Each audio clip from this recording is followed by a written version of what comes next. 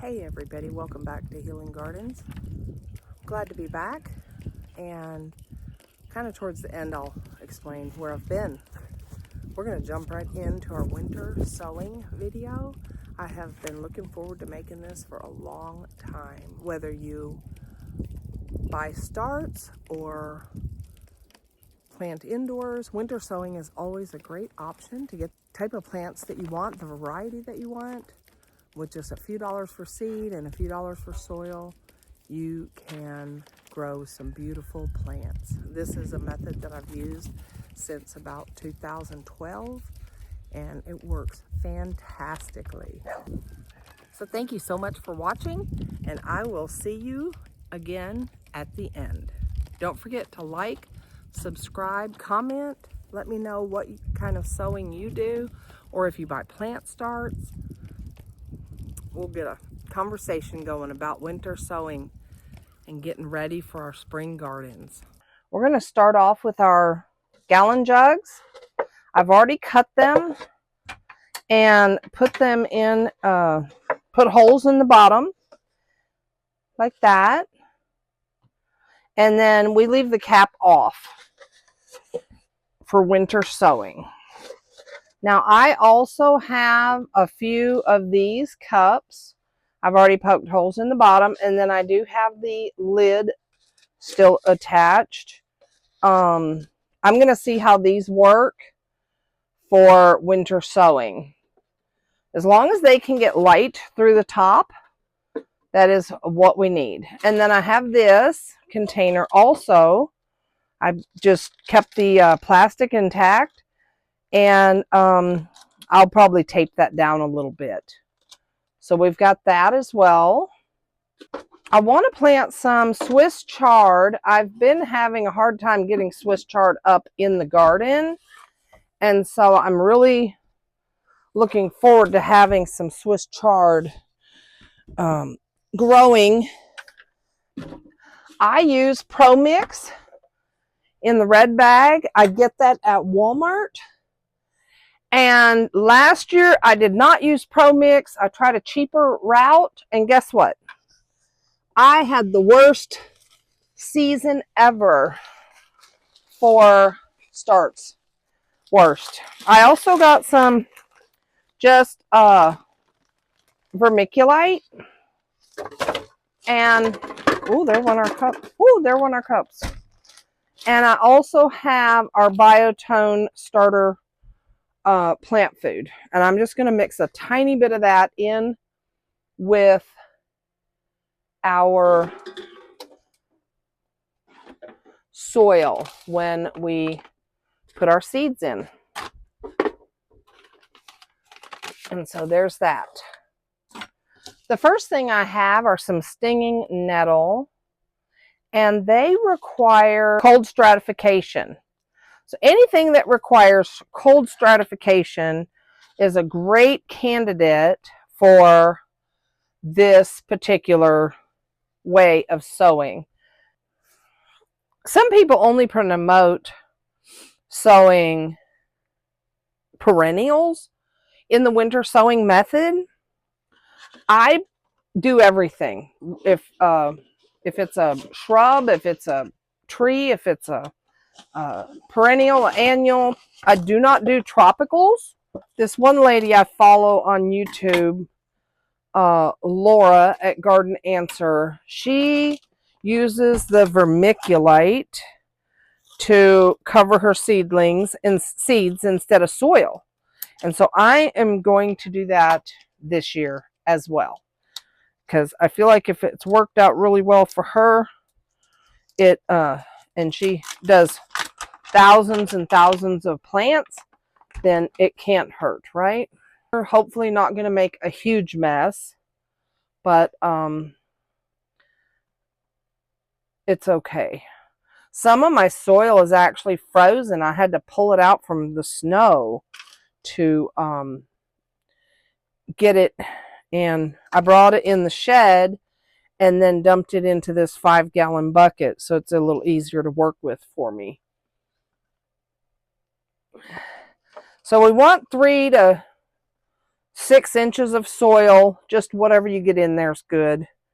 But at least 3 inches. And I have some nice tulip crates I got from the tulip farm locally for $4 a piece, and they work great to hold all of my containers, and that way I can move them around in the yard easily. That looks like about 3 inches. But I tell you what, this cold soil is doesn't feel that great. Normally I love playing in the dirt, as I say, but this is kind of uncomfortable. I got frozen chunks.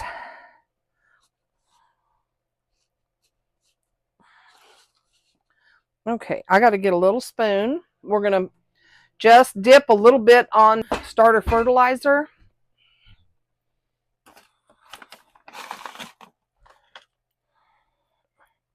And I mean just a little bit. Not everything needs a lot of fertilizer, you know, but this is just to help them get started. Now, nettle does not require anything on top of it. See how tiny those seeds are? Okay. Very small. And so we're not going to even put the vermiculite on top of these. These are just, they're just to be tamped into the soil. 2 of these old packages that I got from Trudy, who started the winter sowing. She went to the Department of Ag, and there's a solid description of what winter sowing is. And what it is we put our seeds in this little greenhouse, and those get tamped down. Like I said, that's stinging nettle. Okay. Now we're going to close this up, and I'll run some tape around here later. I don't have any right now, so we're just going to leave it like that. And I am going to mark this with my permanent marker, but I am going to come back through, and I use old mini blinds. After I get all these done, I'm going to sit down with my mini blinds, and I'm going to make tags for these. I will put it inside. And we're going to get some soil in here, and I think the next thing we'll plant is the Swiss chard. The beauty about winter sowing is that you plant them anytime after winter solstice. It's the shortest day of the year. So any day after that, you plant these, you put them outside. You kind of keep an eye on them if they need water. Like, I'm in north central Texas, and so winter, it seems like we are pretty moist, and the rain gets in through the top. This is a Swiss chard rainbow mix, and we are going to plant some of these.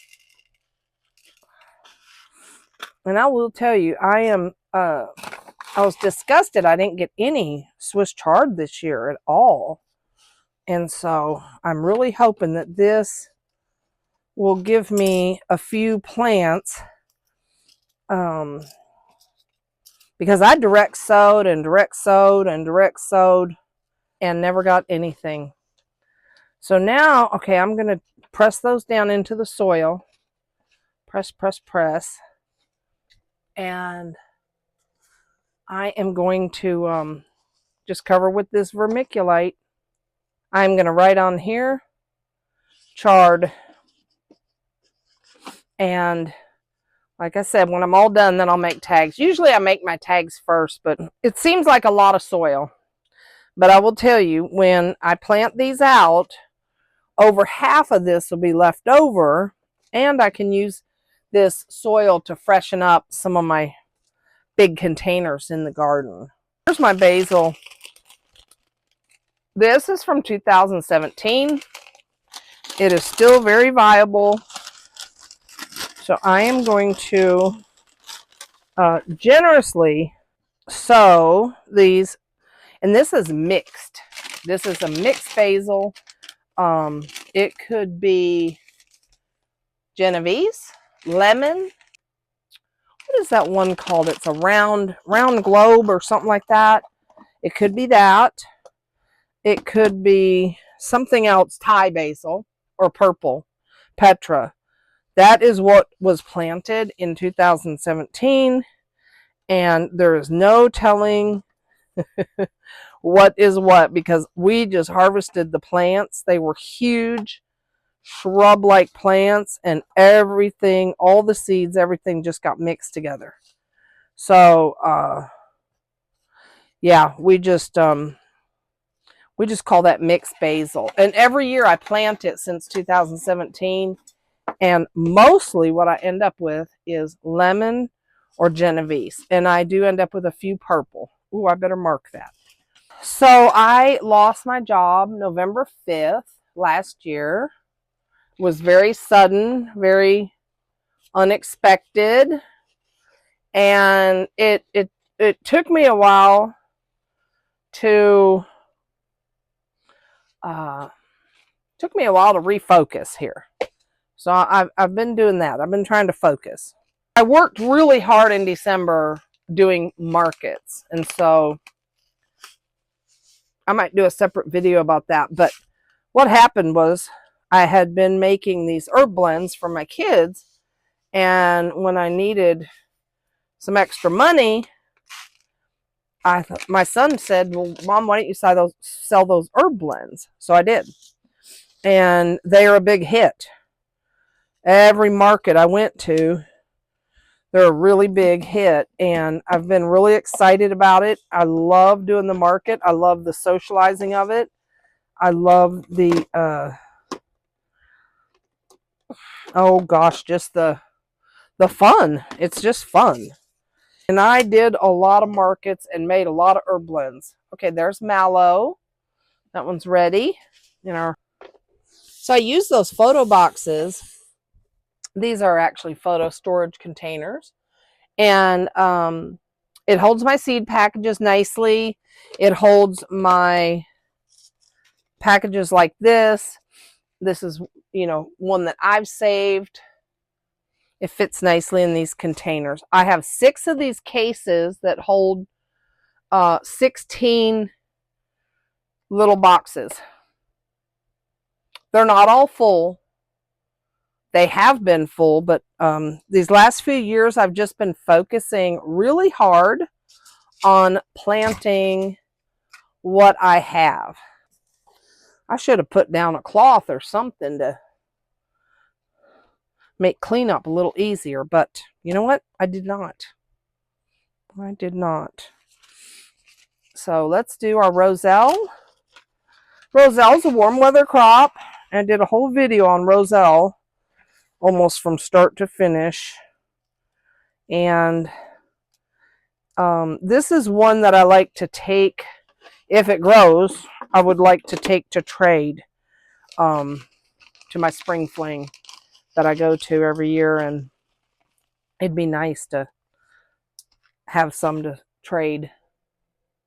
I also am hoping to have some plants to take to market for sale, and so we'll be doing some of that. I'll tell you, on this Biotone starter fertilizer, it contains 4% nitrogen, 3% phosphate, 5% or 3% potash. How do you say that? I've never tried to say that actually. And then it has calcium, magnesium, and other magnesium. It has slow release nitrogen, alfalfa meal, And then it has bacillus, a bunch of things I can't pronounce. I'm going to try to get the camera to focus on that. Anyway, the Espoma products, I'll show you the front of the bag. I don't know if I showed you that earlier or not, but the Espoma products have always been my favorite. My gardening mentor, longtime gardening mentor, was big on the tomato tone and, you know, vegetable tone in as needed. You know, she wasn't an over fertilizer by any means, but sometimes some things do need a little help. And she had recommended it, and then Laura at Garden Answer uses it as well. And so I am all about it. That's the only kind I buy. I don't buy any other kind of fertilizer. I used to use fish emulsion. I don't even do that anymore. I do use my rabbit manure. We've got mountain mint and peppermint. So hopefully we will get one or both of these to come up.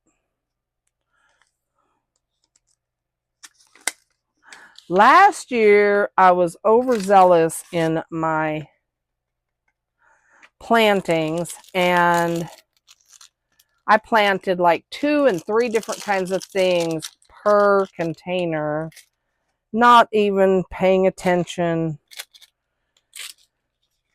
I don't know what happened, but anyway, I wasn't even following my own advice, you might say. And I planted all kinds of stuff per container, and stuff that needed different watering. You know, it was terrible. And I bought that cheap soil. That was terrible. And I really messed up, actually. You know, you could say I really messed up. There's just a simple way to do it. You buy good potting soil, because seed starting soil has absolutely no nutrients in it whatsoever. It's just a fluffy medium for starting seeds, which is great, but you have to immediately pot up after that. Well, winter sowing, we're trying to avoid any extra work. We're trying to go with Mother Nature. So these are going to sprout and grow on in this container like this. And at some point when it gets too warm, I will pop this open or cut it loose, whatever I do. And they will continue growing in here. And so they are going to need a good potting soil with a good starting fertilizer. Some people use a potting soil that has a starting fertilizer in it. I just always like to do my own, because then I know that it's just a mild amount of this starter fertilizer. It's not a fertilizer that's designed for a full-grown plant, because when they're just baby seedlings, they don't need a strong fertilizer. So this is just a nice, gentle way to do it, and they'll be so happy.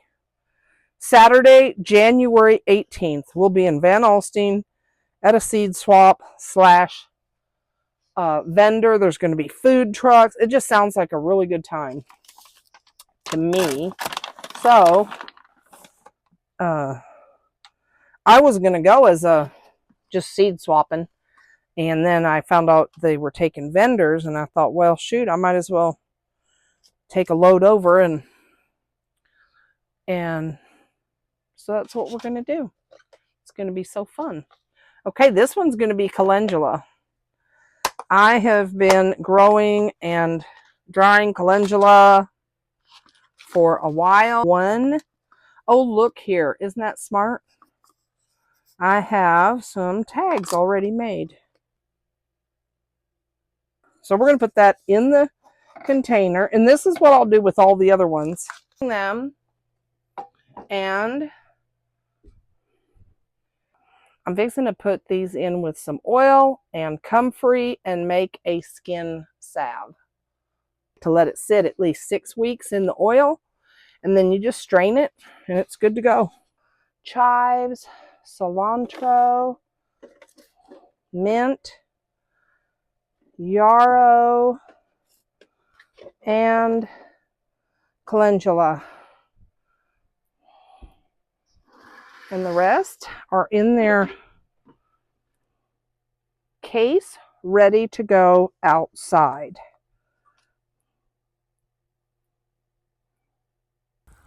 All right, y'all. I hope you enjoyed the video. And so this winter sowing has really helped cheer me up and keep my spirits up. And as always, I would like to ask you, what seeds are you sowing? And just know the Lord is keeping me safe, warm, and secure during this time. And I will see you in the next video. We'll be doing some more winter sowing and talking about all the things that I'm planting. And I'm not going to have a seed haul because I don't really think I need a seed haul, but I am receiving some seeds from a friend, and so I would love to share those with you. So I will see you in the next video, and I appreciate y'all so much for hanging in there with me. Thank you so much.